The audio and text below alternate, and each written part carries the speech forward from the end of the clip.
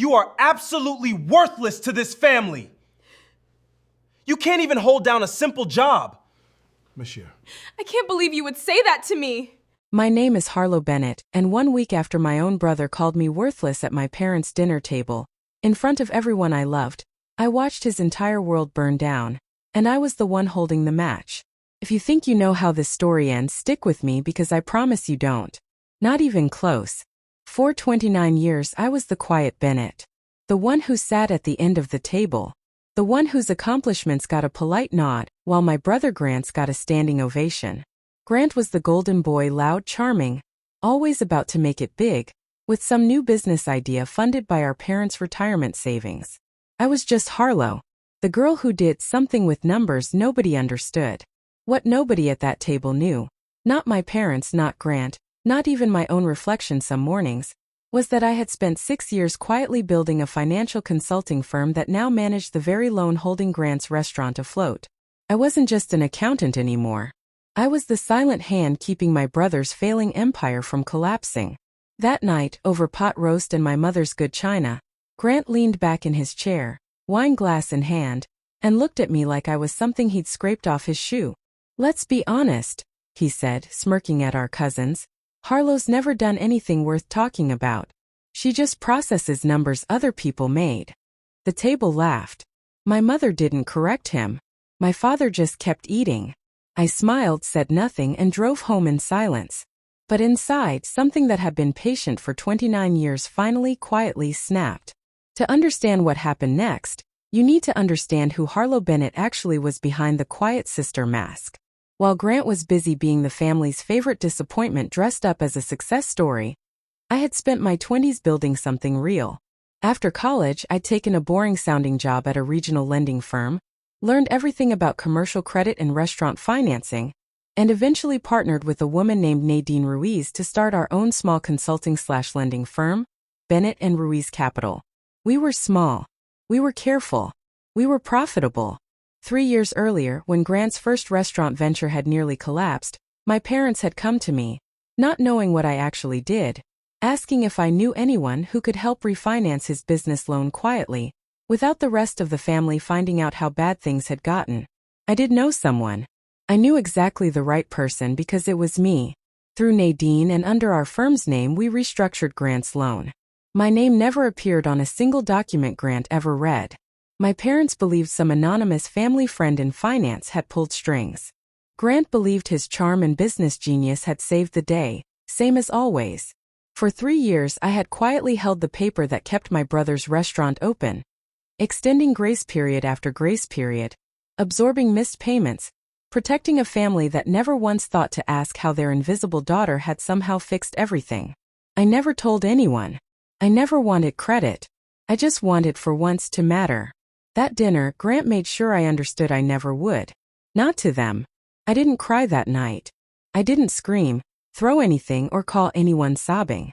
I sat in my car outside my apartment for 11 minutes, engine off, hands on the wheel, and I made a decision so calmly it almost scared me. I was done protecting people who thought I was worthless. The next morning I called Nadine. "I need you to pull the Bennett Restaurant Group file," I told her. She knew immediately what that meant. She'd sat across from me at more than one Thanksgiving, watching Grant talk over me, watching my mother beam at him and barely glance my way. "Are you sure?" she asked. I told her I had never been more sure of anything. The truth was, Grant's restaurant had been on thin ice for months, thinner than even he realized, because I'd been the one quietly covering the cracks. 2 suppliers were already threatening to cut him off over late payments I had personally smoothed over. His lease renewal was coming up, contingent on proof of stable financing I controlled. And buried in the original refinancing agreement, one clause gave our firm the right to call the full loan due with 14 days' notice, for any material change in review status. I wasn't going to lie, manipulate, or break a single law. I was simply going to stop being invisible. I was going to let the truth, the real, documented, entirely legal truth, finally speak for itself. That afternoon, Preston Kell, our firm's lawyer, drafted the notice. My hands didn't shake once while I signed it. For the first time in my life, I wasn't the quiet Bennett sister absorbing the family's damage. I was the one about to reveal exactly how much of it I'd been holding up. The letter went out on a Tuesday. 14 days notice, formal review triggered, full loan balance due upon completion. Per Section 9 of the original agreement, Grant had signed 3 years earlier without ever fully reading it, because why would he when a family friend had already made everything easy? Grant called our parents' house in a panic that same evening, not realizing I was there for Sunday coffee, sitting quietly in the next room while my mother poured decaf. "Some lending company is trying to call in my whole loan," he said, loud enough for me to hear every word. 14 days. I don't have that kind of cash sitting around, nobody does. My mother's voice went thin with worry. "Did you call your contact? The one who helped you before?" "I tried," Grant said. "Nobody's picking up. It's like the guy disappeared." There was no guy. There had never been a guy. I sipped my coffee and said nothing, and for the first time in my adult life, staying silent didn't feel like disappearing. Felt like power. My father came into the kitchen, phone in hand, face pale. "Harlow, you work in finance stuff. Can you look at this loan letter for your brother? See if there's some mistake." I took the letter from his hands. I already knew every word on it. I'd approved the language myself. I scanned it slowly, giving nothing away. "It looks legitimate," I finally said. "Whoever holds this loan has every legal right to do this. I'd get him a good lawyer fast." My father nodded, relieved to have handled the crisis by asking me. He had no idea he just asked the person who signed it. Over the next several days, Grant did what Grant always did when trouble came knocking. He scrambled loudly, blamed everyone but himself, and expected the world to rearrange itself around his emergency. He called 3 banks, all of whom took one look at his restaurant's real financials, the ones without 3 years of quiet, invisible cushioning, and turned him down flat. Too much debt, inconsistent revenue, a lease renewal he couldn't yet prove he could afford. Without me smoothing the numbers behind the scenes, Grant's business looked exactly like what it actually was. A charming man's business propped up by someone else's discipline. He tried our parents next. My father, 63 and 2 years from retirement, quietly pulled together what he could. A fraction of what was needed, nowhere near enough to satisfy a full loan call. My mother started making calls to relatives, her voice tight with a kind of desperate embarrassment I'd never heard from her before, not even when Grant's first restaurant had nearly folded. Nobody called me for money. It never occurred to them that I might have any to offer, or any reason to. At family dinner that Thursday, the 1-week mark, almost to the hour since Grant had called me worthless across that same table, the mood was unrecognizable. Grant sat hunched, phone buzzing constantly with supplier calls he was ignoring. My mother's hands trembled around her wine glass. My father barely spoke. Grant looked up at one point exhausted and muttered, "I don't understand how this happened. Everything was fine a week ago." I looked at him, calm as still water, and said, "Sometimes things that look fine have just been quietly held together by someone you never bothered to notice." Nobody understood what I meant. Not yet. The 14 days ran out on a rainy Wednesday morning, and with no refinancing secured, no emergency buyer found, and no family rescue large enough to cover the gap, the loan came due in full, and Grant's restaurant could not pay it. Preston handled it exactly the way the law required. Professionally, formally, without cruelty, and without a single misstep Grant's own lawyer could challenge. The restaurant's assets were seized to satisfy the debt. The equipment, the lease rights, the branding Grant had been so proud of, all of it, gone within 72 hours, liquidated by a firm whose ownership Grant still didn't know included his sister's name on the paperwork he'd never read closely enough to notice. Worse for Grant personally. 3 years earlier, eager to get better loan terms, he had personally guaranteed part of the debt using his and his wife's home as partial collateral, a detail his own excitement and impatience had let him gloss over. When the restaurant's assets didn't fully cover the balance, that guarantee activated. Within a week of the loan call, Grant didn't just lose his restaurant. He lost the house he and his wife had bought 2 years earlier, the one where they'd hosted last Christmas, the one his kids had grown up thinking was permanent. My mother called me that night, voice shaking, at 11:40 p.m. "Harlow," she said, barely able to get the words out, "your brother has lost everything. The restaurant, the house, everything. We don't know what to do. I don't understand how this happened so fast." I sat quietly on the other end of the line for a long moment. "I think it's time we talked, Mom," I said. About a few things you never knew. I drove to my parents' house the next morning. Grant was already there, gray-faced, sitting at the same kitchen table where he'd called me worthless exactly 1 week and 1 day earlier. My mother had made coffee nobody was drinking.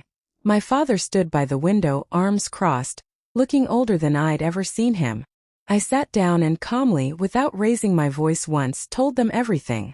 I told them about Bennett and Ruiz Capital, about the family friend who had quietly refinanced Grant's restaurant 3 years ago, a friend who had never existed, because it had been me the entire time, working through Nadine to keep my own name off every document so nobody would ever have to know their invisible daughter was the one holding their golden son's business together. I told them about the missed payments I'd personally absorbed, the supplier crises I'd quietly resolved with phone calls Grant never knew about.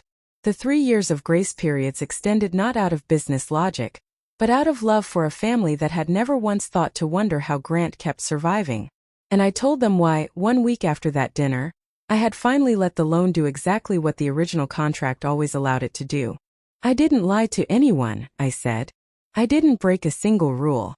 I just stopped hiding the truth of how much I've been carrying, and let everyone see what happens without it. Grant stared at me like he was seeing a stranger. My mother's hand covered her mouth. My father said nothing at all, just sat down slowly, like his legs had finally given out. "You did this," Grant finally whispered. "You destroyed me." "No," I said quietly. "You did that yourself 3 years ago and every year since. I just stopped covering for it." The days that followed were some of the hardest of my life, not because I regretted what I'd done, but because watching a family finally see itself clearly is its own kind of grief. Grant didn't speak to me for weeks. He and his wife moved into a small rented duplex across town, a humbling come-down from the house they'd lost, and word around the family was that their marriage was straining under the weight of it all. Some relatives took his side immediately, calling me cold, calculating, even cruel, for letting my own brother lose everything when I supposedly could have stopped it. Others, quietly, privately, started asking harder questions. Questions like, why had Grant's restaurant needed rescuing in the first place 3 years ago? Why had he personally guaranteed a loan against his family home without discussing it fully with his wife? Why, in nearly 3 decades, had nobody in our family ever once asked what Harlow actually did for a living, or noticed the quiet, steady person who'd been solving problems in the background their entire lives? My mother came to see me one evening alone without my father. She sat across from me at my small kitchen table, the one Grant had never once visited, and finally, haltingly apologized, not just for the dinner, but for 29 years of dinners. For every moment she'd let Grant's noise drown out my quiet. "I didn't know," she said. "I didn't know any of it. Not what you built. Not what you were carrying for us. You didn't ask," I said gently. "Nobody ever did." She cried for a long time that night. I let her. Some truths need space to land before they can be understood. In the months that followed, something in the Bennett family shifted, slowly, imperfectly, but unmistakably. Grant, humbled in a way I'd never seen, eventually took a management job at another restaurant instead of trying to launch a new venture on borrowed confidence and other people's money. It wasn't glamorous. It wasn't the golden boy comeback story he might once have imagined. But for the first time, I heard him talk about actually learning the business from the ground up, instead of assuming charm alone would carry him. My father, retired now, started calling me every other week, not to ask me to fix a family problem quietly from the shadows, but just to talk. To ask about Bennett and Ruiz Capital, about Nadine, about the clients I helped and the business I'd spent 6 years quietly building, while everyone assumed I was just doing something with numbers. My mother started introducing me differently at family gatherings. "This is my daughter, Harlow," she'd say. "She runs a finance firm downtown. No qualifiers. No comparisons to Grant. Just a simple, overdue truth spoken out loud. Grant and I are still rebuilding slowly." We had one long, difficult conversation where he finally admitted that the years of comments, the worthless, the dismissiveness, the casual cruelty dressed up as jokes, came from his own fear of being outshined by the sister he'd never bothered to actually know. It wasn't a full apology, but it was a start. I didn't destroy my family that week. I just stopped being the invisible foundation absorbing all its cracks in silence. People sometimes ask me, now that the whole story has come out within the family, Whether I regret it, whether I wish I'd handled it differently, quieter, kinder, less final. I don't. For 29 years, I made myself smaller so my family could feel comfortable. I absorbed insults at dinner tables, carried financial burdens no one thanked me for, and told myself that love meant staying invisible so someone else could shine. I thought that was strength. I thought silence was generosity. What I learned that week is that real love, real family, doesn't require you to disappear. It doesn't ask you to keep rescuing people who call you worthless in the same breath they depend on you completely. Sometimes the most honest thing you can do for the people you love is stop absorbing the consequences of their choices and let them finally see the truth clearly, even when it's painful. Grant lost a restaurant and a house that week. But what he actually lost, what my whole family lost briefly, was the comfortable lie that everything was fine because someone quiet in the background would always make sure of it. What we gained slowly, painfully afterward was something more honest. A family that finally sees me. A brother learning humility instead of performance. Parents who ask about my life instead of assuming there's nothing they're worth asking about. I'm still Harlow Bennett. Still quiet most days. But I'm not invisible anymore. And I never will be again. If you've ever been the worthless one in your own family, the one who holds everything together while getting none of the credit, I hope this story reminded you of something important. Your silence was never the price of belonging. And the moment you stop paying it, the truth has a way of finally being seen.